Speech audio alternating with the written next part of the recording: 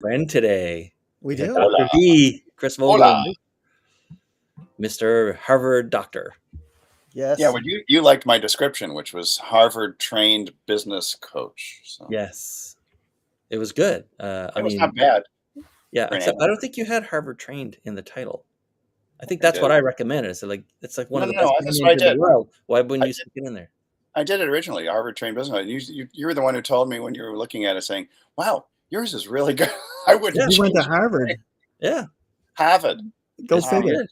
All right, so today's topic is something that you guys have been working on, Yes, it for a is. while now, which was how communication through short video for businesses, for sales and marketing, how communications through like really short videos, and I don't mean like 3 seconds, but under 2 minutes for sure, and probably a lot shorter than that even, and the Even. kind of impact that it has on driving, I guess, leads in the beginning, right, and driving interest. Exactly. And Why so, why does that work?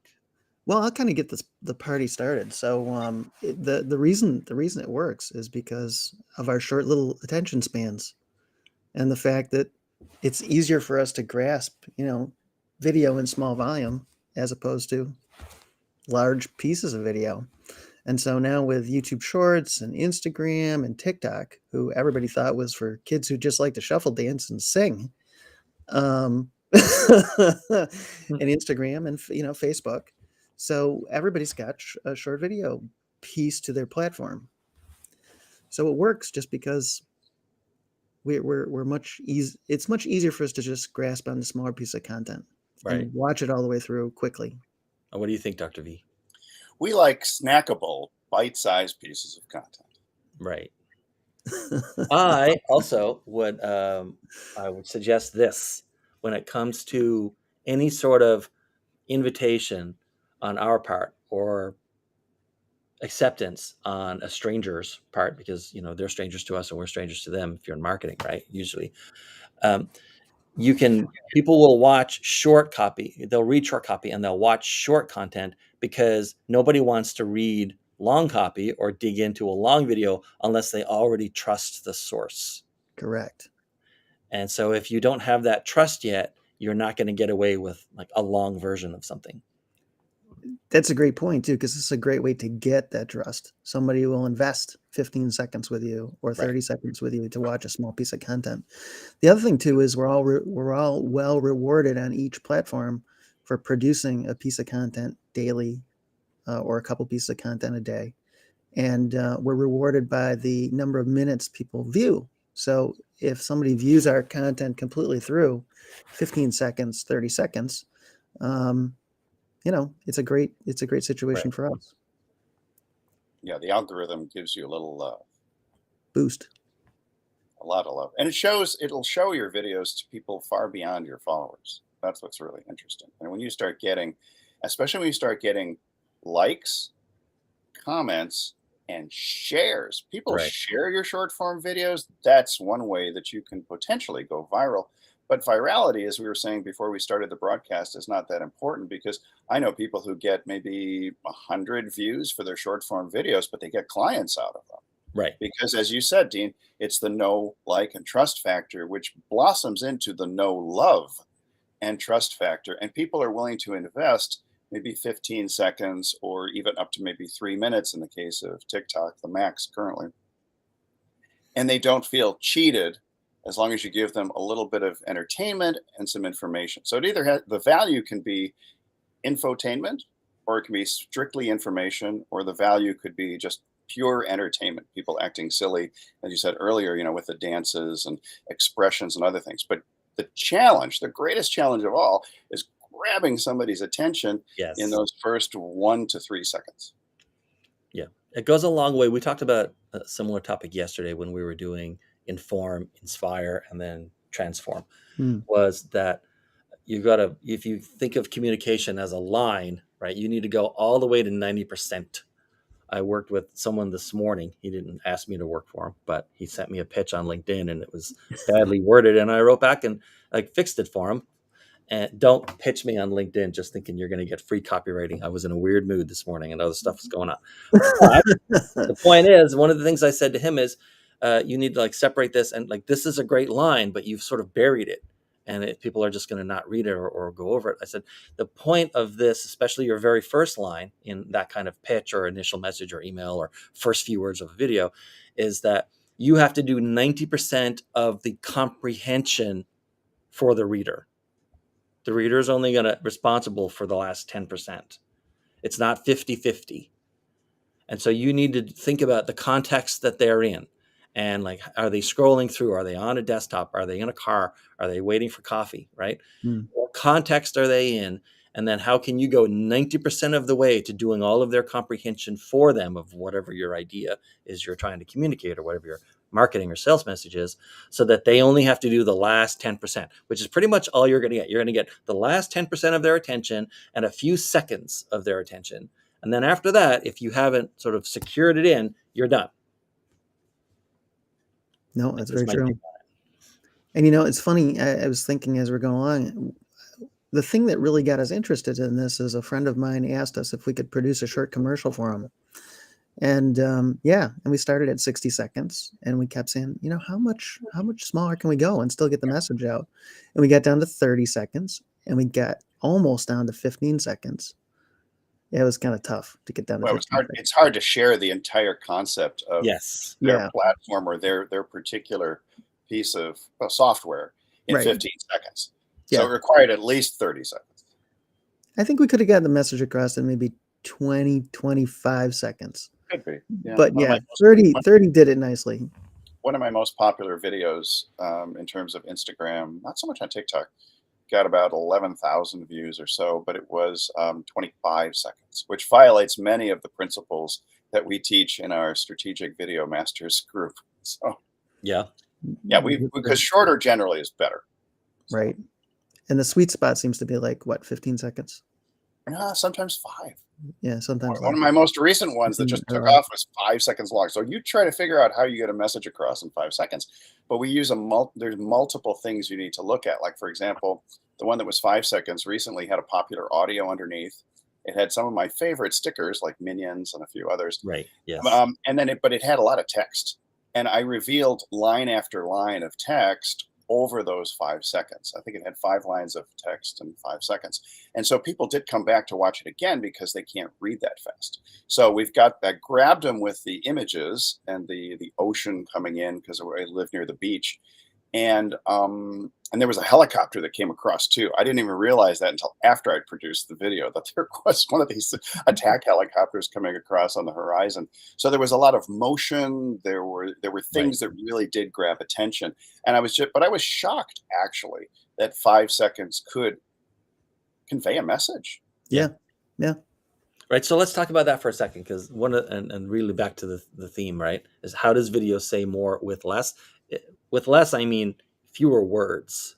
First, because you just don't have enough time to speak fewer words, right? But also, there's so much more going on at the same time, right? There's the music underneath. Music has such an impact on how people perceive video. You can take, at one point, I can tell you this, some friends of mine, this was years ago, we were playing one of those like team-based gory shooter games. Mm-hmm.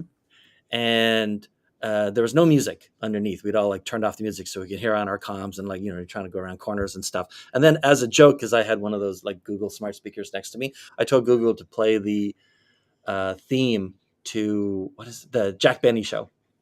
Okay. The Benny Hill show. Oh, the Benny Hill show, yeah. So like it looks super serious on screen, but underneath you hear it looks like it's goofy Keystone Cops kind of stuff, and it completely changes the the feeling of the game, which was really tense and dark, and then it's like ridiculous and like a spoof, right? Yes. So music has such a big impact on it, and then of course the visuals, and then any graphics you have on screen over top of the actual video, and then any text you have on top that's not spoken. That's very true. And also there are titles too that you could put on videos that will appear or disappear, and you always are given the option of selecting the cover, if you will, for any video. Right. I'm gonna have that song in my head all day now. That was a bad choice. Probably. Yeah. It's okay. I'm gonna find it and play it during this project. Earworm.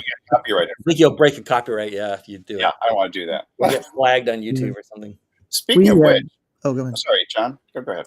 No, I was going to say we kind of noticed a lot of that stuff when we were doing this commercial. One of the things that it was about webinars, and we were talking about the attention span of the average human being close to that of a goldfish. So we had a little goldfish floating around the bowl and all this. It was just fun to create. But yeah, graphics say a lot about the message for sure. Yeah, We webinars are made sort that of the. goldfish. Sorry, we made that goldfish a star. Yeah, we certainly did. I hope he appreciates his newfound fame.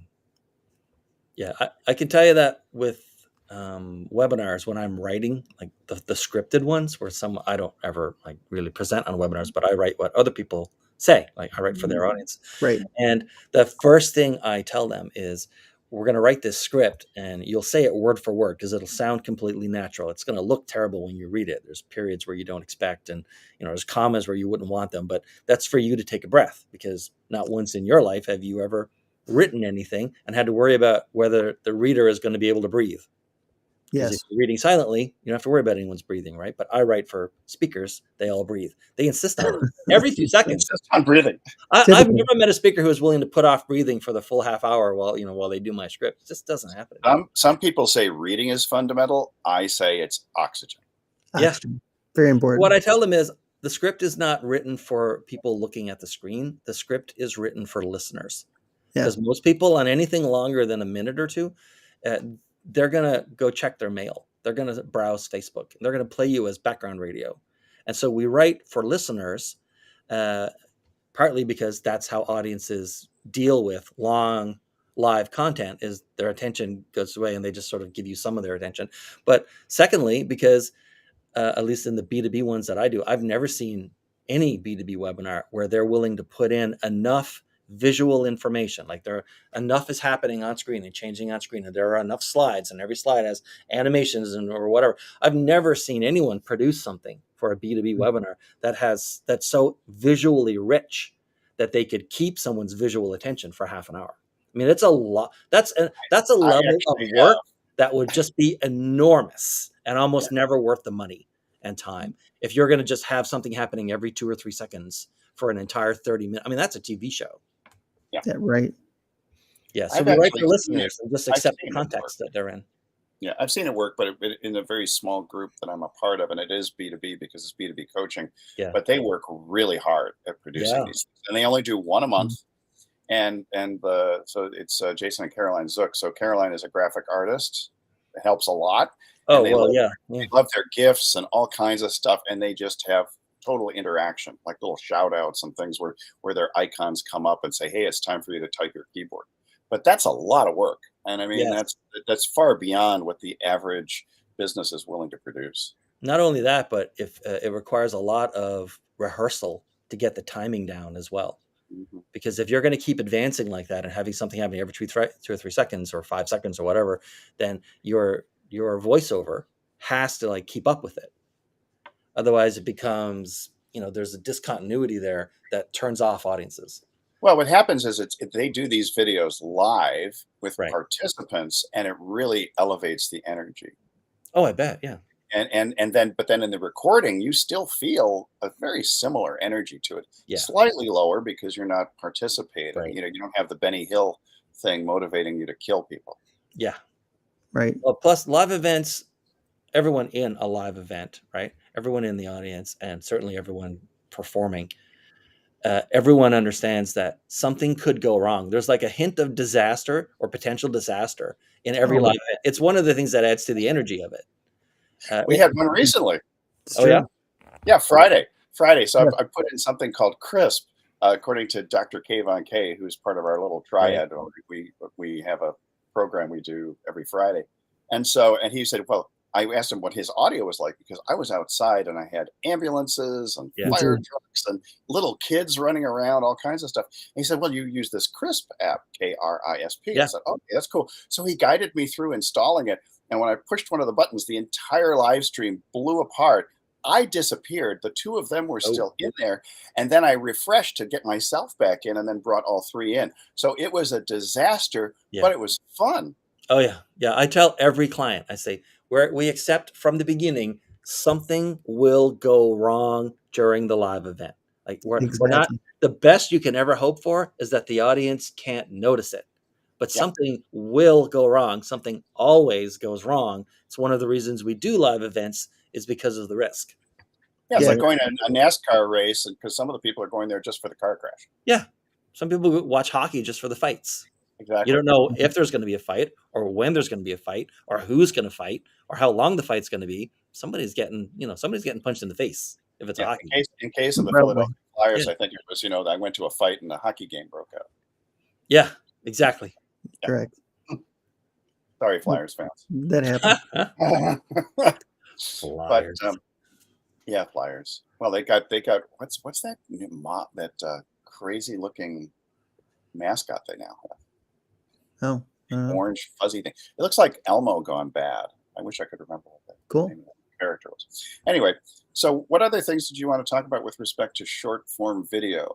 So how hard is it to make? Because a lot of people who are watching this are all on the spectrum, right? For they're new to marketing, they're new to content creation. Some of them are doing it for years, and some of them like get paid by other people to do it, like we do.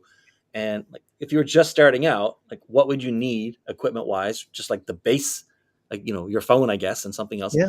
What, if Phone. any, software would That's you it. need? And what are the one or two things that they should keep in mind to get going? I'll let John talk about the mobile studio in your hand. Yeah, no, I mean, really, their cell phone is really it. Everything is here. Mobile video studio, Right. and each one has its own platform for shorts. So YouTube has its own platform for shorts within itself. So does Instagram. So does Facebook. So does TikTok. And do So you you can recommend people use the built-in microphone, or do they need at least an external microphone? They can use the built-in microphone. Yeah. We do it all the time. Depends on the degree of sophistication of your phone. I mean, I wouldn't Yeah, I wouldn't right. try with an iPhone 5. Probably not. And I mean, typically the microphones and connection on new phones is great on just about all of the different ones. Right. So I would iPhone recommend, especially. if you're going to be using a built-in mic on a phone or a built-in mic on a camera or whatever, Mhm. to sit down, be still, close your eyes, and listen to your room.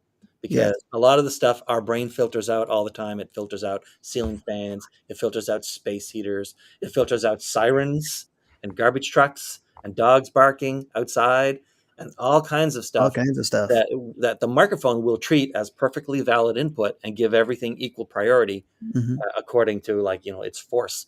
But do close your eyes and listen to your room, and you will almost always hear something that you forgot to turn off. Even if you're just you're in front of a laptop and the laptop fan is going. Yeah, that's what I hear right now. Now I'm focused on the fan, but fortunately you can't hear my fan because the microphone is far enough away.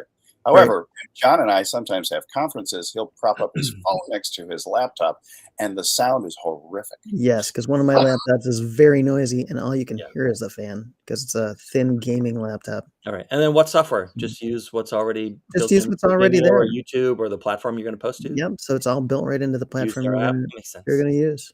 Mm-hmm. That's the easy. I mean, that you're rewarded the most for using the native app. Yeah. Yes. In terms of the algorithm. Now, that's not to say that you can't create wonderful videos and then upload them. Yep. And then when you upload them, you can add the music and maybe a sticker or text or captions. Captions still one of my favorites because a huge percentage of videos, I mean, it's probably over 76% or so, are watched in silent mode. They're not going to hear your music. They're not going to hear your voice. And in those situations, like they're just ignoring their boss during a meeting, but they're watching your video. Oh, I have a story about captions. So I used to about 2 years ago, I made a show, like a 10-part series about the cable industry called Talk About Cable. It was only on LinkedIn, and I would upload the videos, and I would pay Rev.com, REV.com, absolutely wonderful company, right? What Rev does is when you're finished editing the video, because they charge you based on the number of minutes of the file you send them. So if it was 10 minutes long, but you're really only going to use 5 of those, then do that first, so it's down to 5, and then send it to Rev, and they charge you like $5 or $5.50 or whatever it is. It's like $1 something a minute. $1 a minute. Yep. So anyway, a former coworker had been following the videos on LinkedIn, and I happened to talk to him when I was maybe 7 or 8 videos in out of the 10-part series. And he says, "Boy, it sure is good that you thought to put captions in your videos, because I see them on LinkedIn, and I don't know if anyone's ever told you this, but we can't hear you." Your microphone must be off. He never knew you needed to hover over the video and click the little speaker button so the sound would come on. Oh, wow. He That's thought funny. that for 7 videos in, I had forgotten to turn on a microphone. Wow. So I don't even know what to say about that. because some audience And your content was so engaging, he watched it without sound. Yeah. So But, you here know, I was just direct to camera and I was talking, and he thought that I had 7 times in a row forgotten to record any audio. I will say, using captions like on Zoom has become much more prevalent. I can't tell you the number of times lately somebody has asked me to turn on the Zoom captions so they can see what's being said. So I think anytime that you can use captions in your short videos or anywhere, you really should be doing it or thinking about it at least. I mean, YouTube will create them for free, right? But they're machine generated, and they're sort of okay, right? They're like 90%. Yeah, they're not good at all. You can go back and edit, but that's just time consuming. It's very time consuming. Yeah, I will say that I can if you use any kind of video editor program, then Rev is great because they'll just give you a file and you just drop it right in on top of your video, and it's perfectly timed up to everything that's being said on camera at that moment. And if there's a pause and no sound or no one speaking, then there won't be anything, in the Rev file for that section. Then it's just great. It's the easiest process I've ever found for getting captions into a video. And a lot of your audience either is watching but can't listen to you because of the environment that they're in. It's too loud or it's too quiet and they don't want anyone to know they listen to you. Or, they just can't hear. And so captions are great for that. Yeah, also, hearing impaired. Very good for the algorithm too, because it's text and therefore easily searchable. Very true. Yeah, I can remember Rev because my grandfather was a minister, so I'm just gonna locked into my brain. And I remember Rev because I wasn't aware of it at the time, but Rev is like was one of the largest employers of college students.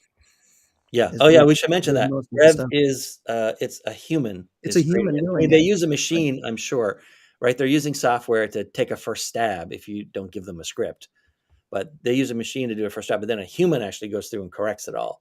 So it's not just more. It's not like Otter or Descript or YouTube captions. Like a person actually writes it. Yes. And so that's why it costs $1.25 or $1.50 per minute of video, and not 8 cents. But the quality is excellent. Really, quality is excellent. Absolutely. And I have noticed, over the years, different things doing a better job at doing captions than others. Right. I have been impressed with Otter. You mentioned that. That's I like Otter. I use that actually. Yep. Zoom uses Otter as their caption engine. I have noticed over the years that Android seems to be better at iPhone or better than iPhone. Oh, wait. I will point something out. In the I think it was 9 months ago. September, maybe 6 months ago. Whenever the last version, big upgrade for iOS came out. Yeah. A lot of people may not know this, but it used to be with your iPhone, if you were dictating into anything, notes or literally anything, and there was like a 30 or 60 second cutoff. There's no cutoff anymore. You can talk and talk and talk and talk as long as you want, and it will keep going and keep transcribing what you say into text. So they got rid of there's something about how they're able to process the language to do the NLP, the natural language processing, on board, on the machine itself. It's also the same time that they came out with the option that you can use Siri for some kinds of commands, even if you're not connected to the internet, because they're doing a lot of that, processing on board on a chip on the phone itself. And so, and that, by the way, is now true across their ecosystem. So iPads, Macs, whatever. Right. You can talk as long as you want. Oh, cool. The thing that I always found amazing. That's so good for me. Me too. The thing that I found, well, especially for me, because I have tremors, I rarely type. So I use that a lot. But the thing I love about the iPhone, well, it's kind of a love-hate thing, actually. But as I transcribe it, I notice it's either right the first time, or it'll go back last minute and correct it. Yeah, it will. Or it'll go back last minute and make it all wrong. Yeah. My biggest challenge is that I use both the built-in iOS, the built-in Apple transcription, but also Otter. And in Apple, you have to say the punctuation, like period. Yes. You have to say, and so John, comma, Period, we comma. should do blah, blah, blah, period. And on Otter, you're not supposed to do that. And so I always forget, man, always forget. And so in my Otter transcriptions, there's all these like the word period, the word Period, comma, comma. right? It's just, oh my God, stop. Well, Oops. otters are very playful, so There can you go. just Yeah. understand Otter does all the punctuation itself, right? Yeah. They And like so to it goof doesn't with want you you to say and anything. correct. All right. That's And then funny. I guess speaking of tools, there's one more that's kind of new. A friend of mine, Andrew Saunders, is up in the Northeast. He's in investment banking and a little bit of venture capitalism. He is an investor in a new firm that we're just trying out called Snackable.ai. And if you go to Snackable.ai, don't pay attention to their headline because their copywriting needs some work. Awful. If you work for Snackable, I've sent you like a suggestion, just use it. It's free of charge. A lot of But work. here's what Snackable does. You can upload like hours and hours and hours and hours worth of video or audio or text, whatever.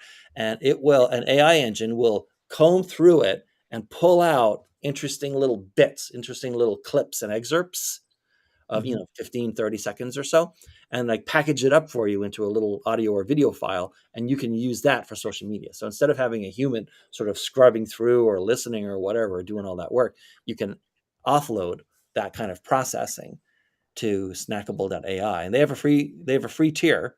So I think, go ahead and They do. trial. Yeah. I was trying to remember because I know they have a free trial, but I didn't know if they had a free tier.